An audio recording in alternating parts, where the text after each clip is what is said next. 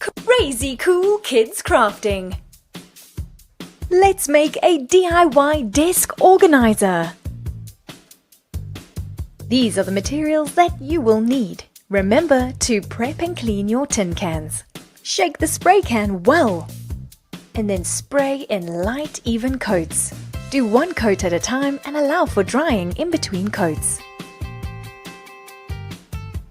Do the same to your baseboard in another color.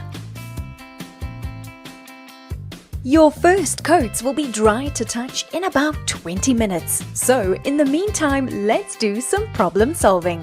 10 plus 10 equals 20. 25 minus 1 minus 4 equals 20. What is 20 in Afrikaans? 20.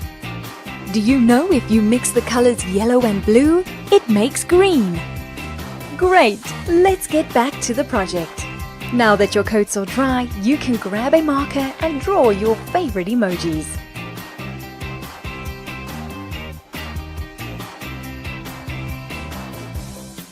Apply some glue to the tin can bases and then glue them to the baseboard of your project. That's how easy it is to make this DIY desk organizer. Happy crafting!